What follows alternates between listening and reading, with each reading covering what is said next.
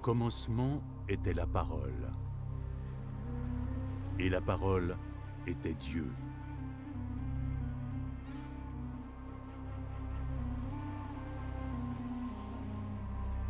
Elle était au commencement avec Dieu. Toutes choses ont été faites par elle, et rien de ce qui a été fait n'a été fait sans elle. De la parole naissait la vie, et cette vie était la lumière de l'humanité. La lumière brille dans l'obscurité, mais l'obscurité ne l'a pas reçue.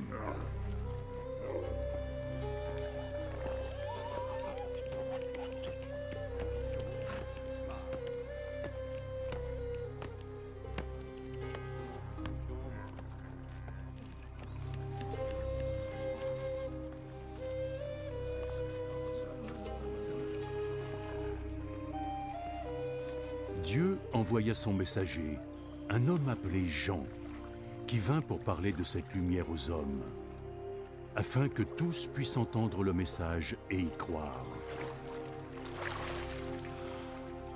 Lui-même n'était pas la lumière, il était là pour parler de cette lumière.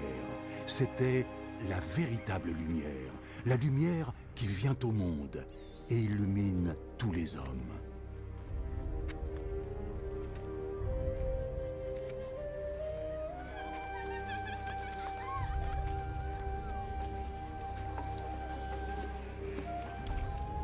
La parole était dans le monde, et Dieu a créé le monde à travers elle, mais le monde ne l'a pas reconnue.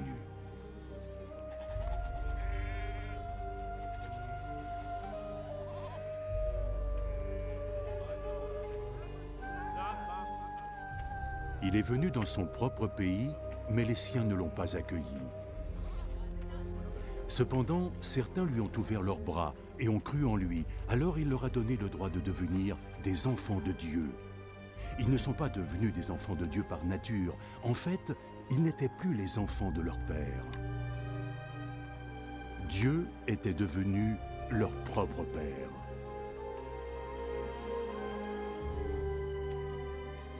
La parole s'est incarnée en un homme. Et il a vécu parmi nous, plein de grâce et de vérité. Nous avons vu sa gloire, la gloire qu'il a reçue en tant que Fils unique du Père. Il a parlé en son nom. C'est lui qui est unique, celui dont je parlais quand j'ai dit « Il vient après moi ». Mais il est bien plus grand que moi, parce qu'il existait bien avant que je naisse.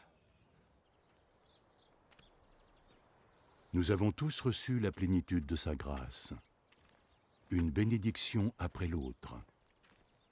Dieu nous a transmis la loi par Moïse, mais la grâce et la vérité sont venues par Jésus-Christ. Personne n'a jamais vu Dieu. Le Fils unique qui est comme Dieu et aux côtés du Père est celui qui l'a fait connaître.